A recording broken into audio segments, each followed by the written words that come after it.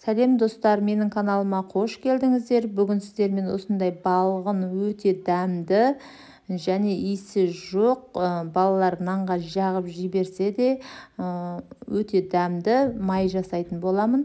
Ол үшін видеоны соңына дейін көріп, комментарий жазып, тіркелмесеңіздер тіркеліп, осындай каналдардың дамуына аз да болса өз үлестеріңізді қоса кетіңіздер.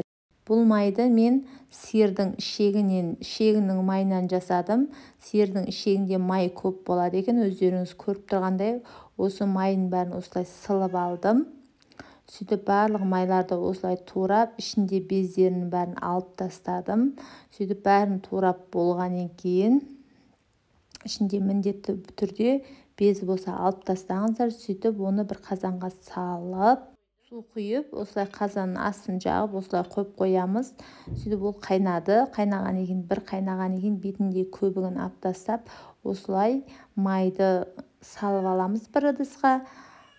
Өздеріңіз көріп тұрғандай бір қайнатып, төгіп тастаймыз, былайша айтқанда. Қазанымызды қыздырып, осы сүзіп алған майымызды осылай барлығын саламыз. Салып, жақсылап, жай отта жақсылап май шыққанша ерітетін боламыз.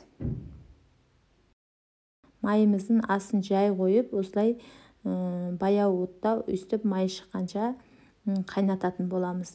Оға дейін бір алмамызды, бір лимонымызды, бір пиязымызды осылай турап аламыз. Міндетті түрде осылай қосыңыздар, иісін алады. Алма, пияз иісін алып, дәмін келтіреді. Лимон дәмін білдіртпейді. Міндетті түрде осылай жақсылап турап, ішіне салып, оны бірге қайнатамыз. Осылай қайнағаннан кейін, майы шыққаннан кейін жақсылап сүзіп алатын боламын. Өте дәмді болады майларыңыз. Иісі де болмайды. Көп балдар бұндай майды жегісі келмейді. Осылай жасасаңыздар, қалдырмай жеп қоятын болады. Өздеріңіз көріп тұрғандай, осылай майымызды жақсылап сүзіп аламыз. Видео ұнаса, лайк басып, комментарий жазып, тіркелмесеңіздер тіркеліп, осындай қазақша каналдардың дамуына аз да болса үлестеріңізді қоса кетіңіздер. Алдағы уақытта бұдан да керемет рецепттермен бөлісетін боламын. Сол үшін маған тіркеліп кетуді ұмытпаңыздар. Бұндай енді осымен пісте маймен араластырып қойсаңыздар да, болмаса осы күйінде самса істесеңіздер де, не жасасаңыздар да осы майды қолдансаңыздар өте пайдалы. Пісте майдан қарағанда осы майдың пайдасы көп. Таза табиғи май.